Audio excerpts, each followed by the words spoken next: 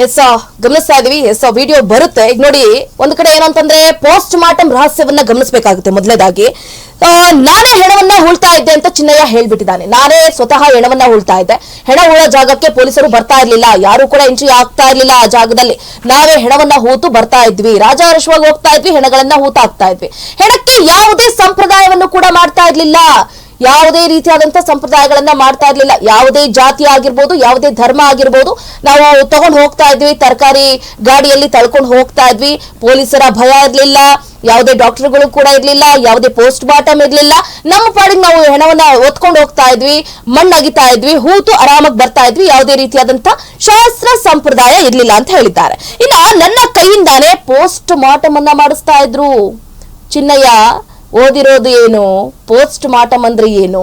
ಚಿನ್ನಯ್ಯನವರ ಕೈಯಲ್ಲೇ post mortem ಅನ್ನ ಮಾಡಿಸ್ಬಿಡ್ತಿದ್ರಂತೆ. Doctor ಬರ್ತಾ ಇರಲಿಲ್ಲ ಅಂತ ಕಾಂಪೌಂಡರ್ ನ ಕಳಿಸ್ತಾ ಇದ್ರು. ಎಷ್ಟು ನೆಗ್ಲಿಜೆನ್ಸ್ ಇದೆ ಅಂತ ಗೊತ್ತಾಗ್ತಾ ಇದೆ. ನಮಗೆ ಅನ್ಯಾಯ ಆಗಿದೆ, ಅದು ದೇವರಿಗೆ ಗೊತ್ತಿದೆ. ಅಷ್ಟು ವರ್ಷ ಕೆಲಸ ಮಾಡಿದ್ದಕ್ಕೆ 3.5 ಲಕ್ಷ ರೂಪಾಯಿ ಕೊಡಬೇಕಾಗಿತ್ತು, ಆದ್ರೆ ಕೊಡ್ಲಿಲ್ಲ. ರಕ್ತ ಬರೋ ಹಾಗೆ ನನ್ನ ಕೈಯಿಂದ ಹೊಡೆಸಿದ್ದಾರೆ ಅಂತ ಚಿನ್ನಯ್ಯ ಹೇಳಿಕೆಯನ್ನ ಕೊಟ್ಟಿರುವಂತದ್ದು. ಇದು ಒಂದ್ ಕಡೆ ಅಕ್ಷಮ್ಯ ಅಪರಾಧ ಅಂತಾನೆ ಹೇಳ್ಬೋದು. ಕೆಲಸ ಮಾಡಿಸ್ಕೊಳ್ಳೋವರೆಗೂ ಮಾಡಿಸ್ಕೊಂಡ್ಬಿಟ್ಟು 3.5 ಲಕ್ಷ ದುಡ್ಡು ಕೊಡ್ಬೇಕಾಗಿತ್ತು, ಅದನ್ನು ಕೂಡ ಕೊಟ್ಟಿಲ್ಲ. ರಕ್ತ ಬರೋ ಹಾಗೆ ನನ್ಗೆ ಹೊಡೆದಿದ್ದಾರೆ ಅನ್ನುವಂತಹ ಹೇಳಿಕೆಯನ್ನ ಇದೇ ಚಿನ್ನಯ್ಯ ಕೊಟ್ಟಿದ್ದಾರೆ. ಹಾಗಾದ್ರೆ ಈ ವಿಡಿಯೋದಲ್ಲಿ ಮುಂದುವರೆದು ಚಿನ್ನಯ್ಯ ಏನ್ ಮಾತಾಡಿದ್ರು, ಮಹೇಶ್ ಶೆಟ್ಟಿ ತಿಮ್ಮರೋಡಿ ಇದಕ್ಕೆ ಏನ್ ರಿಯಾಕ್ಟ್ ಮಾಡಿದ್ರು, ಹಾಗಾದ್ರೆ ನೋಡೋಣ. ಅಲ್ಲಿಗೆ ಪೊಲೀಸರು ಬರೋದಿಲ್ಲ, ನಾನು ಉದ್ದಾಕ್ಲಿಕ್ಕೆ ಬಿಡ್ತಾರೆ. ಉದ್ದಾಕಿ ನಾನು ನನ್ನಷ್ಟೇ ಬರ್ಬೇಕು ಅಷ್ಟೇ. ಅದು ಬಟ್ಟೆ ತೆಗೆದು ಅದು ಯಾವ ಸಂಪ್ರದಾಯ ಇಲ್ಲ. ಒಂದು ದಿನ ಇದು ಪೋಸ್ಟ್ ಮಾರ್ಟಮ್ ಮಾಡೋದಿಲ್ಲ, ಅದು ಯಾವುದಿಲ್ಲ. ಅದು ಪೋಸ್ಟ್ ಮಾರ್ಟಮ್ ಅಂದ್ರೆ ಈಗ ಇವರು ಮೀನಿಡ್ಲಿಕ್ಕೆ ಅಂತ ಒಂದಿಬ್ರು ನಮ್ಮ ರೂಂಬೈನವರು ರಾತ್ರಿ ಆಗ ಹೂವಪ್ಪ ಇದ್ರು, ಸುಬ್ರೇಶ್ವರ ಅಂತ, ಹೂವಪ್ಪ ಅಂತ ಅವರು ಇವಾಗ ನೈಟ್ ಮೀನ್ ಹಾಕಿ ಹೋದ್ರು. ಇಬ್ರು ಸತ್ತು ನೀರಡಿ ಅದನ್ನು ತೆಗೆದು ಬಂದು ಪಾಂಗಡಲ್ಲಿ ಮಸಾಲದ ಇದರಲ್ಲಿ ಇಟ್ಟು ಪೋಸ್ಟ್ ಮಾರ್ಟಮ್ ಮಾಡಿ ನನ್ನ ಕೈಲೇ ತಿಳಿಸಿದ್ರು. 2 ಜನ ಪೋಸ್ಟ್ ಮಾರ್ಟಮ್ ಬೇರೆ ಜನ ಇಲ್ಲ, ಅದೊಂದಕ್ಕೆ ಮಾತ್ರ ಬಂದಿದ್ದಾರೆ ಪೊಲೀಸ್ನವರು. ಕಾಂಪೌಂಡರ್ ಬಂದದ್ದು, ಡಾಕ್ಟರ್ ಬಂದದ್ದು, ಅದನ್ನು ಇದು ಮಾಡಿ ಅವರವ್ರ ಏನವನ್ನ ಅವ್ರ ಲೋಕಲ್ ಕಳಿಸಿಕೊಟ್ರು.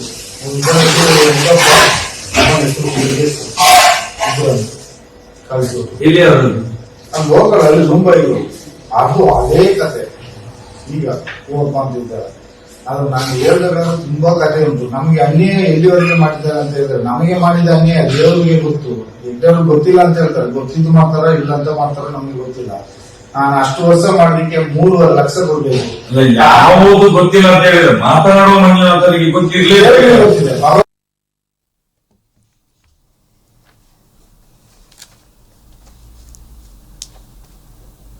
ನೋಡಿದ್ವಲ್ಲ ಇಷ್ಟೊತ್ತು ಯಾವ ರೀತಿ ಮಾತಾಡ್ತಾ ಇದ್ರು ಚಂದ್ರಕಲಾ. ಹಾಗೆ ನೋಡಿ, ಈ ಗೊಮ್ಮಟದ ಬೆಟ್ಟದಲ್ಲಿ 70ಕ್ಕೂ ಅಧಿಕ ಶವವನ್ನ ನಾನು ಹೂತ್ ಹಾಕಿದ್ದೆ ಅಂತ ಹೇಳಿ ಚಿನ್ನಯ್ಯ ಹೇಳಿಕೆ ಕೊಟ್ಟಿದ್ದಾನೆ. ಹೌದು, ಅದು ಕೇರಳ ಮೂಲದ ಮಹಿಳೆ ಹೆಣವನ್ನ ನಾನು ಹೂತ್ ಹಾಕಿದ್ದೆ ಅಂತ ಹೇಳಿಕೆ ಕೊಟ್ಟಿರುವಂತದ್ದು. ಹಾಗೆ ತರಕಾರಿ ತರುವಂತಹ ಗಾಡಿಯಲ್ಲಿ ಹೆಣವನ್ನ ಸಾಗಿಸ್ತಾ ಇದೆ, ಅದು ತರಕಾರಿ ತರುವಂತಹ ಗಾಡಿಯಲ್ಲಿ. ಸೊ ಗಾಡಿಯಲ್ಲಿ ಹೆಣಗಳನ್ನ ತಳ್ಕೊಂಡು ಹೋಗ್ತಾ ಇದೆ. ಪೂಜೆ ಮಾಡುವ ಭಟ್ಟರ ಮಗಳನ್ನ ಹೂತ್ ಹಾಕಿದ್ದೇನೆ, ಲಂಗಾದವಣಿ ಮಾತ್ರ ಇತ್ತು, ಕೊಲೆ ರೀತಿ ಇತ್ತು, ನೇತ್ರಾವತಿ ತೀರದಲ್ಲಿ ಹೆಣವನ್ನ ಹೂತಿದ್ದಕ್ಕೆ ಲೆಕ್ಕವೇ ಇಲ್ಲ. ಒಂದಲ್ಲ ಎರಡಲ್ಲ 70 ಇಲ್ಲ ಹೆಚ್ಚು ಹೆಣಗಳನ್ನ ನಾನು ಶವಗಳನ್ನ ಹೂತಾಕಿದ್ದೇನೆ ಅಂತ ಹೇಳಿ ಈಗಾಗಲೇ ಚಿನ್ನಯ್ಯ ಆ ಒಂದು ಸಂದರ್ಶನದಲ್ಲಿ, ಆ ಒಂದು ವಿಡಿಯೋದಲ್ಲಿ ಹೇಳಿಕೆ ಕೊಟ್ಟಿದ್ದಾನೆ ತಿಮ್ಮರೋಡಿ ಅವರ ಹತ್ರ. ಸೊ ಬನ್ನಿ ಆ ಒಂದು ವಿಡಿಯೋದಲ್ಲಿ ಏನೆಲ್ಲ ಮಾತನಾಡಿದ್ದಾರೆ ಕೇಳಿಸ್ಕೊಬೇಡ. ಕಲ್ಲಲ್ಲಿ ಬೀದಿದ್ದಾರೆ ಎಲ್ಲರಿಗೆ. ಕಲ್ಲಲ್ಲಿ ಹೋದ್ರೆ ಲಾಸ್ಟ್ ಸ್ವಾಮಿಗಳಿಗೆ ಕೋಪ ಆಗಿ ಒಬ್ಬ ಅಯ್ಯಪ್ಪ ಸ್ವಾಮಿಗಳು ಮತ್ತ ಸ್ವಾಮಿಗಳೆಲ್ಲ ಸೋನಿಯಾಗಿದ್ದಾರೆ. ಅಯ್ಯಪ್ಪನವರು ಎಲ್ಲ ಸೇರಿಬಿಟ್ಟಲ್ಲ, ಕಲ್ಲು ತಗೊಂಡು ಓಡ್ತೊಂಡು ಎಲ್ಲ ಅದ್ರ 3 ಓಟ್ಲಿದೆ. ಕಾಡಿಗೆ ಓಡಿದ್ದಾರೆ ಮುಂಬೈನವರೆಲ್ಲ, ಚೆಲ್ಲದಲ್ಲಿ ಕಾಡಿಗೆ ಓಡಿದ್ದಾರೆ. ಮತ್ತೆ ಅಷ್ಟು ಪಕ್ಕ ಅಲ್ಲಿ ಧರ್ಮಸ್ಥಳಕ್ಕೆ ಫೋನ್ ಮಾಡಿ ಹೇಳಿ ದ್ವಾರದಲ್ಲಿ ಪೊಲೀಸ್ನವರು ನಿಲ್ಲಿಸಿ ಇವರು ಎಫ್ಐಆರ್ ಕಂಪ್ಲೇಂಟ್ ಮಾಡ್ಲಿಕ್ಕೆ ಬಿಡ್ಲೇ ಇಲ್ಲ. ಅಲ್ಲೇ ಹೊರಗೆ ಓಡಿಸಿದ್ವಿ, ಅಲ್ಲಿಂದಲೇ ಓಡಿಸಿದ್ವಿ, ಹೇಳಿ ಓಡಿಸಿದ್ವಿ. ಒಳಗೆ ಅಯ್ಯಪ್ಪನವರು ಒಳಗೆ ಬಿಡ್ಲಿಲ್ಲ. ಅಲ್ಲಿ ಗೋಮಟ ಬೆಟ್ಟದಿಂದ ಗೋಮಟ ಬೆಟ್ಟ ಟರ್ನ್ ಅಲ್ಲಿ ಕೆಳಗೆ ಒಂದು ಬರ್ತದೆ. ಈ ಕಡೆ ಪಾಂಬಳಕ್ಕೆ ಮಣ್ಣದಾರಿ, ಈ ಕಡೆ ಬಂಗಾಳದಿಂದ ಮೇಲೆ ಅದೇ ದಾರಿ ಇಲ್ಲಿ ಹತ್ತಿರ.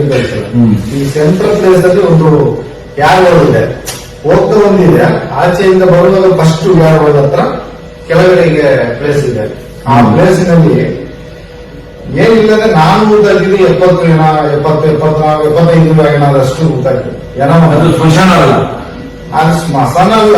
ಆದ್ರೆ ನನ್ನ ಅದು ಹಳ್ಳಿಗಳಿದ್ದಾರೆ, ತರಕಾರಿ ತಳ್ಕೊಂಡು ಹೋಗಿ ಬಸ್ ಸ್ಟ್ಯಾಂಡ್ ತರಕಾರಿ ತಳ್ಕೊಂಡು ಹೋಗೋ ಗಾಡಿ, ಆ ಗಾಡಿಯಲ್ಲೆಲ್ಲ ಹೆಣವನ್ನ ಹಾಕಿ ತಳ್ಕೊಂಡು ಬಂದು ಅಲ್ಲಿ ಗುಡಿ ತಲುಪು ಊಟ ಹಾಕೋದು. ಈಗ ಒಂದು ಲೈನ್, ಈಗ ಒಂದು ಲೈನ್, ಈ ಕಡೆಯಿಂದ ಒಂದು 7 8, ಆ ಕಡೆಯಿಂದ 8. ಇಲ್ಲಿ ನನಗೆ ಗೊತ್ತಾಗ್ತದೆ ಅವ್ನು ಯಾವುದು ಒಣಗಿದೆ ಅಂತ. ಅದನ್ನು ತೆಗೆಯೋದು ಅಲ್ಲಿ ಊಟ ಎಲ್ಲಿ ಬೇಗ ಮಳೆ ಬರ್ತದೆ ಅದನ್ನ ಹಾಕುದು. ಮತ್ತೆ ಅದು ಹಾಕುವಾಗ ನಾವು ನೋಡ್ಬೋದು ಈ ಕಡೆ ಊಟ ಹಾಕೋದು. ಅಲ್ಲಿ ಅಷ್ಟು ಏನೋ ಊಟ ಹಾಕಿದ್ರು. ಇಲ್ಲಿ ನೇತ್ರಾವತಿ ಹತ್ರ ಲೆಕ್ಕವೇ ಇಲ್ಲ, ಉಳೆ ಬದಿಯಲ್ಲೆಲ್ಲ ಹೋಗ್ತಿದ್ದು ಲೆಕ್ಕವೇ ಇಲ್ಲ. ಮತ್ತೆ ಅಲ್ಲಿ ಧರ್ಮಸ್ಥಳದ ಎಲ್ಲಿಂದ ಸಾಲೆ ಹತ್ರ ಒಂದು ಈ ಕಡೆ ಭಟ್ರದು ಮನೆ, ಭಟ್ರ ಮನೆ, ದೇವರ ಪೂಜೆ ಮಾಡೋ ಭಟ್ರ ಮನೆ. ನಮ್ಮ ಅವರು ಸರಿಯಾಗಿ ನನಗೆ ಅಷ್ಟು ಇದಿಲ್ಲ. ಅವರು ಧರ್ಮಸ್ಥಳ STM ಓದ್ತಾ ಇದ್ದಾರೆ ನಾವು. ಅಲ್ಲ, ಕಾಲೇಜ್ ಇದು ನೀವು ಏನೋ ಒಂದು ಜಾಗ ಭಟ್ರ ಮನೆಯಲ್ಲಿ ಅದು ಬಾವಿ ಬಾವಿ ಎಲ್ಲಿ ಅದು? ಅವ್ರ ಮನೆ ಅವರು ಒಂದು STM ಕಾಲೇಜ್ ಇಲ್ಲಿ ಓದ್ತಾ ಇದ್ದು. ಎಂತ ಏನಾಗ್ತದೆ ಗೊತ್ತಿಲ್ಲ. ನಾನು ಇಲ್ಲಿ ಒಂದು ನೇತ್ರಾವತಿ ಒಂದು ಏನ ತೆಗೆದೆ. ಆ ದಿವಸನೇ ನನ್ನನ್ನು ಅಲ್ಲಿಗೆ ಕರ್ಕೊಂಡು ಹೋಗಿದ್ದಾರೆ. ಏನ ತೆಗೆದು ಎಲ್ಲಿ ಅವರಿಗೆ ಅದು? ಧರ್ಮಸ್ಥಳದಲ್ಲಿ ಇದೀವಿ. ಒಂದು ಕಡೆ ಚಿನ್ನಯ್ಯ ಕೊಡ್ತಾ ಇರುವಂತಹ ಹೇಳಿಕೆ ನಿಜಕ್ಕೂ ಕೂಡ ಧರ್ಮಸ್ಥಳದಲ್ಲಿ ಹೀಗೆಲ್ಲ ಆಗಿದ್ಯಾ ಅನ್ನೋದೇ ಪ್ರಶ್ನೆ. ಯಾಕಂದ್ರೆ ನೋಡಿ, ಬಾಹುಬಲಿ ಬೆಟ್ಟ ಕೇರಳ ರಹಸ್ಯ ಇದು ಕೂಡ ಗಮನಿಸಬೇಕಾಗುತ್ತೆ. ಬಾಹುಬಲಿ ಬೆಟ್ಟದ ಬುಡದಲ್ಲಿ ಕೇರಳ ರಹಸ್ಯ ಹುದುಗಿದೆಯಂತೆ. ಬಾಹುಬಲಿ ಬೆಟ್ಟದ ಬಳಿ ಕೇರಳ ಮಹಿಳೆಯ ಹೆಣವನ್ನು ಕೂಡ ಇದೇ ಚಿನ್ನಯ್ಯ ಹುತ್ತಾಕಿದ್ರಂತೆ. ಎಲ್ಲಿಂದ ಎಲ್ಲಿಗ್ರಿ ಲಿಂಕು? ಕರ್ನಾಟಕ ಎಲ್ಲಿ, ಕೇರಳ ಎಲ್ಲಿ? ಕೇರಳದ ಮಹಿಳೆ ಬಂದು ಇಲ್ಲಿ ಶವವಾಗಿ ಪತ್ತೆಯಾಗಿದ್ದು ಯಾಕೆ? ಆಕೆಯದು ಸಹಜ ಸಾವ ಅಥವಾ ಕೊಲೆನಾ ಅನ್ನೋದೇ ಈಗ ಪ್ರಶ್ನೆ. ಕೇವಲ 2-3 ಅಡಿ ಗುಂಡಿ ತೆಗೆದು ಹೆಣವನ್ನ ಹೂತಿದ್ರಂತೆ. ಅಂದ್ರೆ ಭಾಗದಲ್ಲಿ 2-3 ಅಡಿ ಗುಂಡಿ ತೆಗೆಯೋದು, ಹೆಣವನ್ನ ಹೂತಾಕೋದು ಅಂದ್ರೆ ಕೆಲಸ ಸಲೀಸಾಗ್ಬೇಕಲ್ಲ. ಸೊ ಹಾಗಾಗಿ ಫಾಸ್ಟ್ ಆಗಿ ಹಂಗ್ ಮಾಡ್ತಿದ್ರಂತೆ. ಭಟ್ರ ಹೋಟೆಲ್ ಬಳಿ ಒಂದು ಹೆಣ ಸಿಕ್ಕತ್ತಂತೆ.